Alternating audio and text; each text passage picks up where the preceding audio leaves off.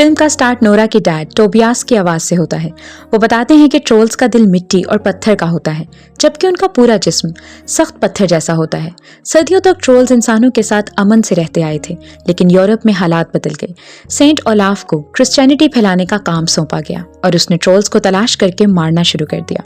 Trolls को जबरदस्ती धूप में लाया जाता, जिससे उनका पथरीला जिस्म और भी सख्त हो जाता था। चर्च की होली चीजें ट्रोल्स के लिए खतरा बन गई थीं और ओलाफ ने तकरीबन तमाम ट्रोल्स का खात्मा कर दिया। ये कहानी नोरा के डैड उसे बचपन में सुनाया करते थे। नोरा हमेशा चाहती थी कि अच्छे ट्रोल्स की मदद की जाए। नोरा के डैड बताते हैं कि उस वक्त किसी इंसान ने ट्रोल्स की मदद नहीं की। तभी नोरा की मॉम आती है और टोबियास वहां से चला जाता है। नोरा अपनी मॉम से बेहद मोहब्बत करती है। कहानी फिर 30 साल आगे बढ़ती है। फिल्म की सेटिंग फर्स्ट पार्ट के इवेंट्स के 5 साल बाद की है। अब नोरा जंगल में एक छोटे से घर में अकेली रहती है और नॉर्वे में सर्दियों का मौसम चल रहा था। एक दिन नोरा के घर में अचानक एक आदमी आता है।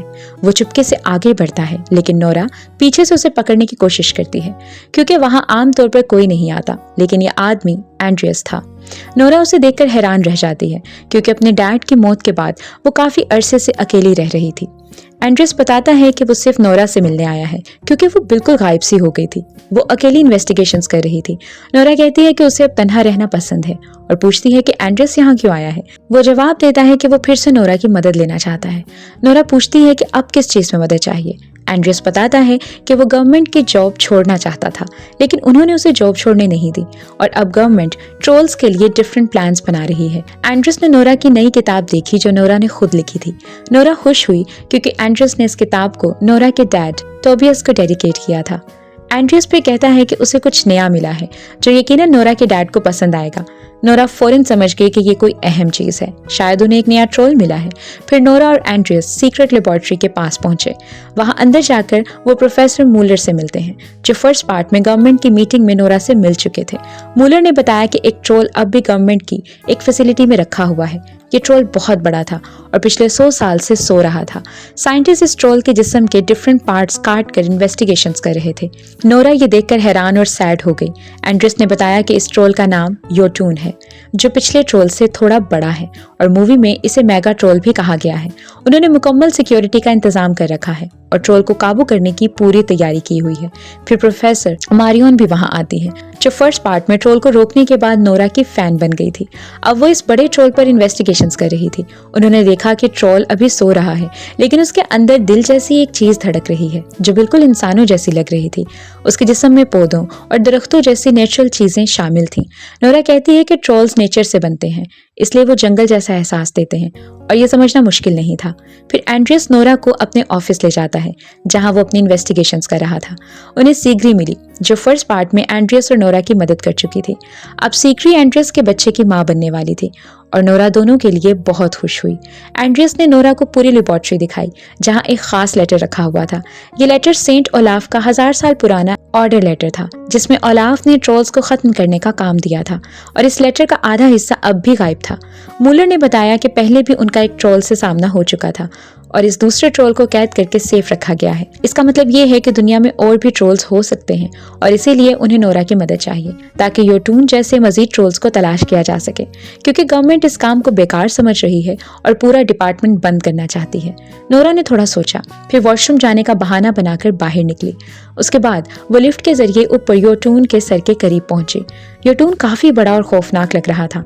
नोरा ने उसे छुआ और दिल से एक राइम गाने लगी, लेकिन जब वो वापस जा रही थी, ट्रोल की आंखें खुल गईं, बिल्कुल फर्स्ट पार्ट की तरह। नोरा बहुत खुश हुई और सब लोग भी खुशी से झूम उठे कि ट्रोल 100 साल के बाद जाग गया था। ट्रोल ने देखा कि वो बंधा हुआ था। योटून गुस्से में आ गया, क्योंकि उसे कैद किया गया था। मूलर उसे पत्थर में बदलकर मारने वाला था, लेकिन मारियोन ने ऐसा करने से मना कर दिया, क्योंकि वो लोग उसे इन्वेस्टिगेशंस के लिए इस्तेमाल करना चाहते थे। मारियोन ने मशीन्स में कॉफी डाल दी और उन्हें खराब कर दिया, जिससे ट्रोल खुद को आजाद करने में कामयाब हो गया। नोरा लिफ्ट में गिर गई, मगर लिफ्ट के बेल्ट ने उसे बचा लिया। योटून साइंटिस्ट को रोंदकर लेबोरेटरी से बाहर निकल गया।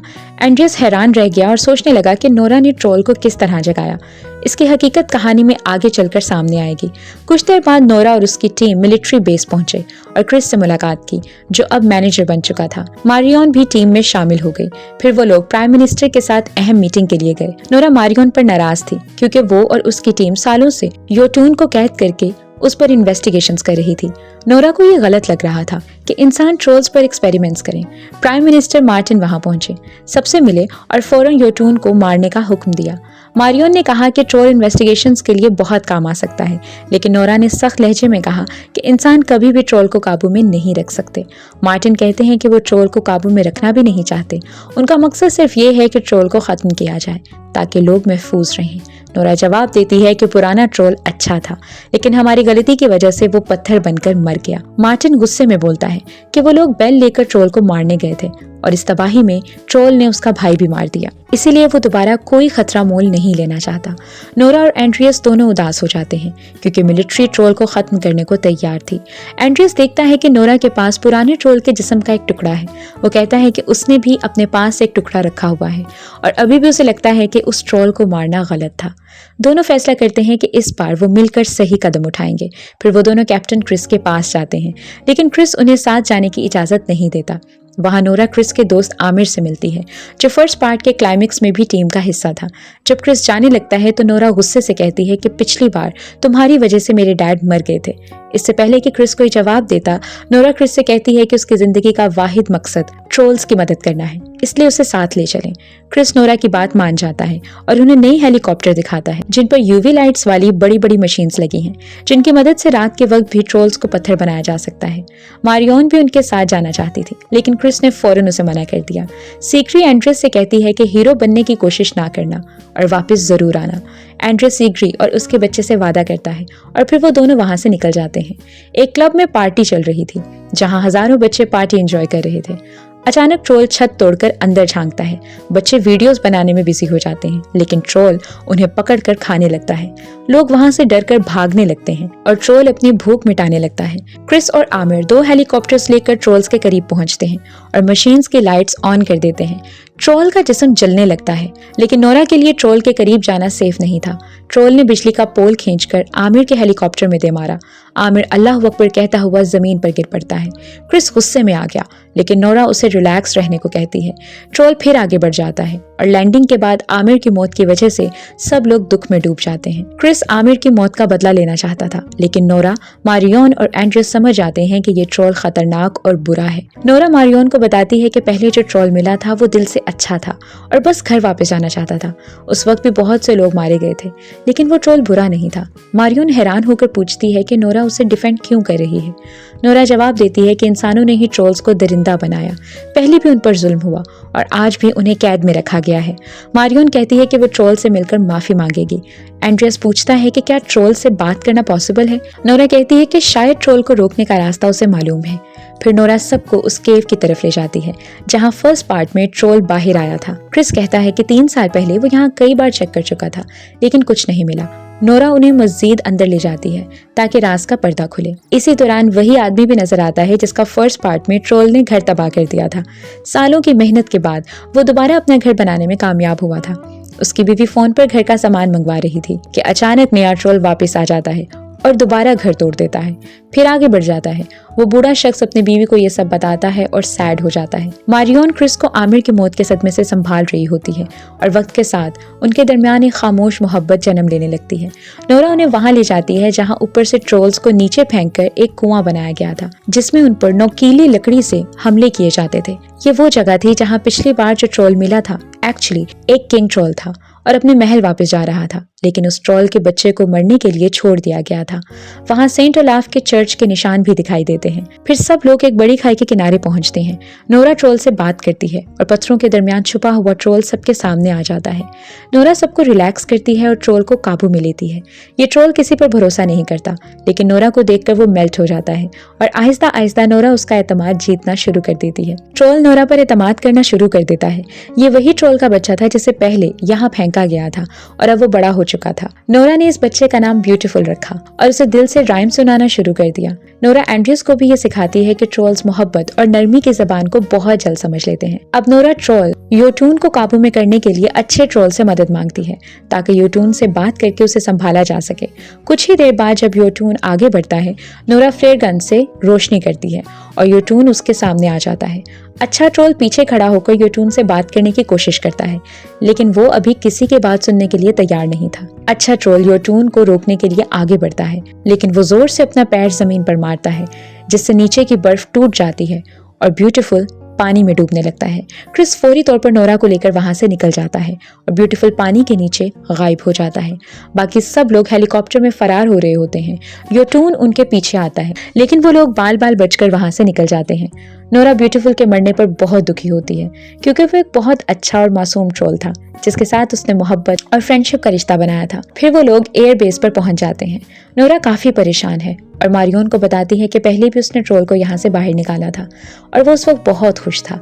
पूरी रात वो सितारों को देखता रहता और फिर केव में सेफ रहने के लिए वापस चला जाता था, लेकिन अब उसकी एक छोटी सी गलती की वजह से वो मारा गया। तब एंड्रियस आता है और बताता है कि योटून जिस रास्ते पर जा रहा है वो रास्ता पहले से मुकम्मल चेक कर लिया गया है। ये ट्रोल अब उनके कंट्री के कैपिटल सिटी ओस्लो की तरफ बढ़ रहा है। नोरा को उस जगह के बारे में पहले से मालूमात हैं। अपनी किताब पढ़ते हुए वो बताती है कि सेंट ओलाफ ने सब ट्रोल्स को मार दिया था और ये कहानियां उसके डैड ने उसे बचपन में सुनाई थी। ओलाफ ट्रोनहाइम में रहता था और पूरे कंट्री पर राज करता था। अब ट्रोल शायद ओलाफ से बदला लेने के लिए ट्रोनहाइम जा रहा था। कुछ देर बाद पूरी टीम उस शहर पहुंचती है और वहां प्रीस्टेस नीना से मिलती है। वो सबसे बड़े चर्च की देखभाल करती थी और नोरा के डैड को भी जानती थी।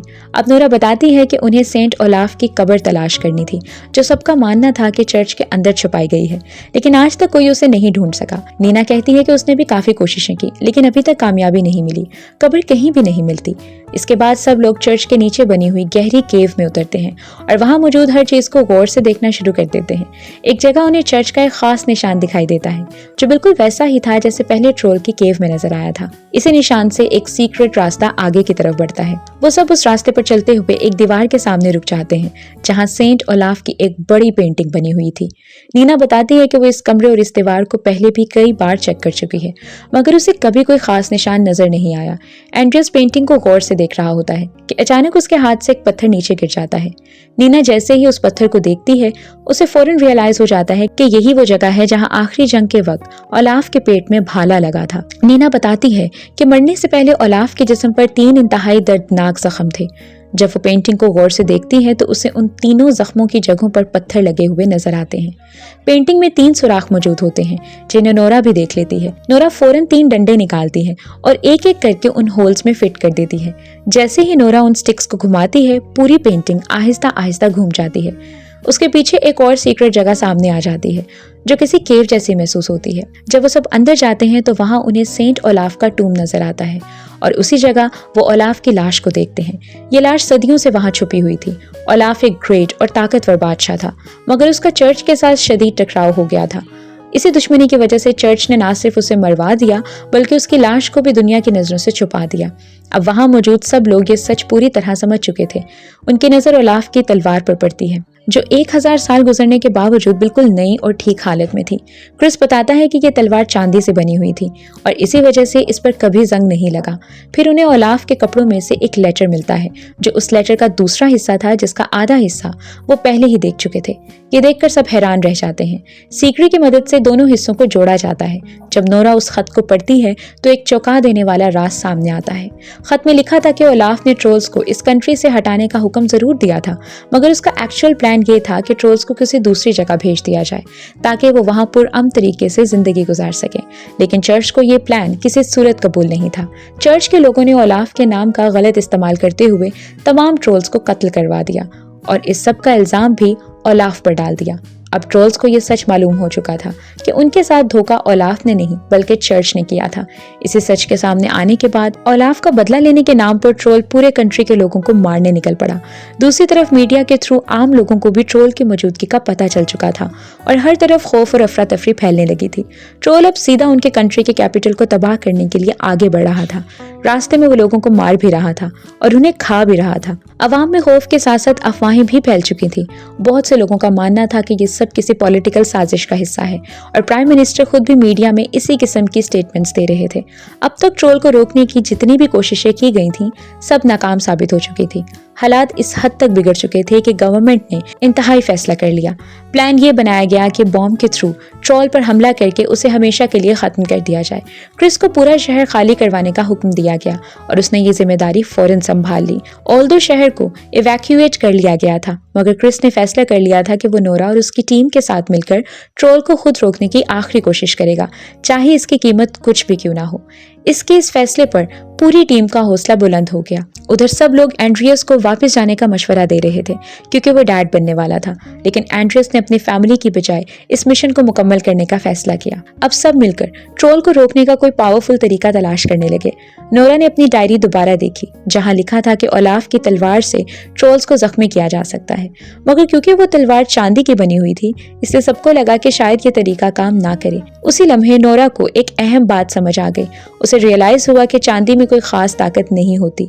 तब उसके जहन में हॉली वॉटर का ख्याल आया। उसने फौरन हॉली वॉटर अपने चाकू पर लगाने का फैसला किया ताकि ट्रोल के खिलाफ आखिरी और दमदार वार किया जा सके। नोरा ने हॉली वॉटर लगे हुए चाकू से ट्रोल के पथरीले जिस्म पर वार करने की कोशिश की। जैसे ही चाकू लगा, पत्थर जलने लगा और फौरन कट गया। ये देखकर नोरा को सब कुछ समझ आ गया। उसे यकीन हो गया कि सेंट ओलाफ भी माजी में हॉली वॉटर इस्तेमाल करके ही ट्रोल्स का मुकाबला करता रहा था। इसी वक्त नीना ने रिवील किया कि चर्च के नीचे हॉली वॉटर की एक बहुत बड़ी झील मौजूद है जहां से वो लोग मजीद हॉली वॉटर हासिल कर सकते हैं। इधर शहर के तमाम लोगों को तेजी से सेफ एरियाज पर ले जाया जा रहा था। क्रिस और मारियोन आवाम को समझा रहे थे कि अगर ट्रोल को रोकना है तो सबको मिलकर मदद करना होगी, और हैरत की बात यह थी कि लोग इस बार मान गए। फिर पूरी टीम ने मिलकर चर्च के नीचे मौजूद उस होली झील का पानी ऊपर लाना शुरू किया। इसी होली वॉटर की मदद से उन्होंने गन्स और बॉम्ब तैयार किए ताकि फौज के साथ मिलकर ट्रोल पर अटैक किया जा सके। अंदर चर्च में नोरा और एंड्रियस साथ खड़े थे। नोरा ने कहा कि उसका अब भी जीसस पर पूरा फेथ है और वो यकीन रखती है कि वो ट्रोल को रोकने में कामयाब होंगे। एंड्रियस को भी नोरा पर मुकम्मल एतबार था। नोरा ने क्लियर वर्ड्स में कहा कि वो हर हाल में ट्रोल को रोकेगी और दुनिया को बचाएगी। जवाब में एंड्रियस ने भी वादा किया कि वो अपनी जान की बाजी लगा देगा, लेकिन ट्रोल को आगे नहीं बढ़ने देगा। जैसे ही रात हुई, ट्रोल शहर में एंटर हो चुका था। नोरा, क्रिस और पूरी टीम ने उसे अपनी आंखों से देख लिया। चर्च के अंदर नीना और एंड्रियस ने जोर जोर से बेल्स बजाना शुरू कर दी, जिससे ट्रोल कमजोर पड़ने लगा और इसकी ताकत आहिस्ता आहिस्ता खत्म होने लगी। फौज ने चर्च के हॉली वॉटर से बने हथियारों के थ्रू ट्रोल पर हमला शुरू कर दिया। जैसे ही हॉली वॉटर उसके जिस्म से टकराया, ट्रोल की बॉडी जलने लगी और उसकी ताकत आहिस्ता आहिस्ता कमजोर पड़ने लगी। लेकिन ट्रोल ने भी फौरन जवाबी कार्रवाई की। उसने एक बहुत बड़ा दरख्त जड़ से उखाड़कर चर्च की तरफ फेंक दिया, जिससे चर्च की बेल टूट गई और उसकी आवाज बंद हो गई। इसके बाद सब लोग अपने अपने हथियारों से मुसलसल उस पर हमला करते रहे, मगर ट्रोल आगे बढ़कर उनके हथियार तोड़ने लगा। क्रिस ने मौका देखते हुए वहां छुपे हुए बॉम्ब से जोरदार धमाका कर दिया। पानी की वजह से ट्रोल का जिस्म जलने लगा, लेकिन हैरत अंगेज तौर पर इस पर कोई खास असर नहीं पड़ा। फिर ट्रोल की नजर नोरा पर पड़ी और वो गुस्से में उसके पीछे दौड़ पड़ा क्योंकि वो नोरा को मारना चाहता था। तभी अचानक शहर के दूसरी तरफ से एक जोरदार आवाज गूंजी। ये आवाज अच्छे ट्रोल ब्यूटीफुल की थी। ब्यूटीफुल वापस आ चुका था। नोरा उसे देखकर बहुत खुश हुई। अब शहर के बीचों बीच योटून और ब्यूटीफुल आमने सामने आ गए और दोनों के दरमियान खौफनाक जंग शुरू हो गई। योटून गुड ट्रोल से कहीं ज्यादा बड़ा था, इसलिए वो उसे आसानी से काबू में कर रहा था और बार बार उसे पकड़कर मारने की कोशिश कर रहा था। ये देखकर नोरा की टीम को एहसास हो गया कि हॉली वॉटर की लिक्विड फॉर्म योटून पर ज्यादा असर नहीं कर रही। तब मारियोन ने एक नहायत अहम बात बताई। उसने कहा कि योटून के जिस्म का सबसे सेंसिटिव और मेन पार्ट उसका दिल है, जो उसकी पूरी बॉडी को कंट्रोल करता है। अगर दिल के करीब कोई जोरदार धमाका हो जाए तो योटून को रोका जा सकता है। मारियोन को यकीन हो गया था कि शायद योटून को मारा जा सकता है, मगर उसके लिए एक नहायत खतरनाक कदम उठाना जरूरी था। वाटर बॉम्ब को योटून के मुंह के अंदर सीधा उसके पेट तक पहुंचाना होगा। प्रॉब्लम यह थी कि अब उनके पास सिर्फ एक ही वाटर बॉम्ब बचा था, इसीलिए क्रिस और एंड्रियस वो आखिरी बॉम्ब लेकर हेलीकॉप्टर में बैठ गए और योटून के मुंह के ऊपर मंडलाने लगे ताकि सही मौके पर उसे अंदर फेंका जा सके। योटून ब्यूटीफुल को पकड़कर बेरहमी से मार रहा था। नोरा पूरी ताकत से वाटर गन से उस पर हमला कर रही थी ताकि वो ब्यूटीफुल को छोड़ दे, मगर योटून किसी सूरत रुकने को तैयार नहीं था। इसी अफरा तफरी में एक खौफनाक गलती हो गई। एंड्रियस के हाथ से वाटर बम का डेटोनेटर नीचे गिर गया। अब बॉम्ब को बाहर से धमाके के थ्रू फाड़ना तकरीबन नामुमकिन हो चुका था। तब क्रिस ने एक इंतहाई खतरनाक हल बताया। उसने कहा कि अगर वाटर बॉम्ब के साथ एक ग्रेनेड को भी धमाके में शामिल कर दिया जाए तो बॉम्ब की ताकत कई गुना बढ़ सकती है। मगर प्रॉब्लम ये थी कि ग्रेनेड को योटून के मुंह तक पहुंचने से पहले ही एक्टिवेट करना पड़ता और ये कदम जानलेवा साबित हो सकता था। ये सुनकर एंड्रियस ने एक बड़ा फैसला कर लिया। उसने कहा कि अगर दुनिया को बचाने के लिए अपनी जान भी देना पड़ी तो वो ये रिस्क लेने के लिए तैयार है। इसी लम्हे योटून ने गुड ट्रोल को जोर से पानी में गिरा दिया। ब्यूटीफुल दर्द और बेबसी में चीखने लगा। ये देखना एंड्रियस के लिए अनबेरेबल था। एंड्रियस ने फौरन सीग्री को वीडियो कॉल की। उसकी आवाज़ भारी हो चुकी थी। उसने माफ़ी मांगी और कहा कि वो लाखों इंसानों की जान बचाने के लिए अपनी कुर्बानी देने जा रहा है। सीग्री की आंखों से आंसू बहने लगे। एंड्रियस ने लास्ट विश के तौर पर कहा कि उसके बेबी को ये ज़रूर बता देना कि उसके डैड ने दुनिया को बचाने के लिए ये किया था। एंड्रियस की बात मुकम्मल भी नहीं हो पाती कि अचानक कॉल वहीं कट हो जाती है। सीग्री खामोशी से अपने आंसू पोंछती है और दिल ही दिल में प्रॉमिस करती है कि वो अपने बच्चे को बताएगी कि उसके डैड एक आम इंसान नहीं बल्कि सुपर हीरो थे। अगले ही लम्हे एंड्रियस हेलीकॉप्टर से वाटर बॉम्ब उठाए योटून के खुले मुंह की तरफ कूद पड़ता है। जैसे ही वो करीब पहुंचता है वो बगैर किसी हिचकिचाहट के ग्रेनेड के पिन निकाल देता है। योटून एंड्रियस को बॉम्ब समेत निगल लेता है और बॉम्ब योटून के पेट में पहुंचते ही एक जबरदस्त धमाके से फट जाता है। धमाका अंदर से योटून के वजूद को चीर कर रख देता है। उसका जिस्म अंदर ही अंदर जलने और टूटने लगता है और वो लड़खड़ाते हुए जमीन पर गिरने लगता है। उसी लम्हे ब्यूटीफुल पीछे से हमला करता है और योटून के सीने को चीर कर उसका दिल बाहर निकाल लेता है। चंद लम्हों बाद योटून हमेशा के लिए खत्म हो जाता है। अब इस दुनिया में सिर्फ एक ही ट्रोल बाकी रह जाता है, द गुड ट्रोल ब्यूटीफुल। जीत तो हासिल हो जाती है मगर इसकी कीमत बहुत भारी होती है। नोरा और पूरी टीम एंड्रियस की कुर्बानी पर गहरे गम में डूबी हुई थी। वो जानते थे कि एक इंसान ने अपनी जान देकर लाखों जिंदगियां बचा ली हैं। ब्यूटीफुल अपनी जीत का इजहार करता है मगर उसकी खुशी में भी एक खामोश उदासी छुपी हुई थी। कुछ महीने गुजर जाते हैं।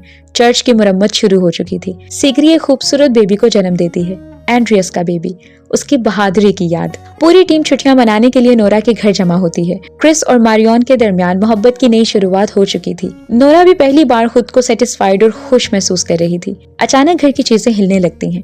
नोरा घबराकर बाहर आती है तो देखती है कि ब्यूटीफुल अब उनके घर के आसपास ही रहने लगा है। ये देखकर नोरा के चेहरे पर स्माइल आ जाती है। अब वो जानती है कि ये दुनिया ट्रोल्स और इंसानों दोनों के लिए सेफ है। और फिर आता है ट्रोल 2 का पोस्ट क्रेडिट सीन, जहां हमें प्रोफेसर मूलर दिखाई देते हैं जो गवर्नमेंट के एक सीक्रेट मिशन से जुड़े हुए हैं। और यूं इशारा मिलता है कि यह कहानी शायद अभी भी खत्म नहीं हुई। एक सरकारी दफ्तर में गवर्नमेंट ने योटून के जिस्म का एक टुकड़ा सीक्रेटली अपने पास सेव कर रखा है। हैरानकुन बात यह होती है कि वो टुकड़ा वक्त के साथ साथ आहिस्ता आहिस्ता बढ़ रहा है, जैसे इसमें अब भी जिंदगी बाकी हो। कैमरा फिर एक अंधेरी और खुफिया जगह की तरफ जाता है जहां हमें एक छोटा ट्रोल नजर आता है जो प्रोफेसर मूलर की निगरानी में कैद है। मूलर की आंखों में वही पुरानी क्यूरियोसिटी और खतरनाक खामोशी झलक रही होती है जो ये साफ इशारा कर देती है कि इस कहानी का असल खेल अभी खत्म नहीं हुआ। और इसी खौफनाक राज, बढ़ते हुए सस्पेंस और आने वाले खतरे के इशारे के साथ ट्रोल 2 की कहानी यहाँ पर खत्म हो जाती है। मगर ऐसा महसूस होता है जैसे कि एंड नहीं बल्कि किसी और बड़ी तबाही की शुरुआत है।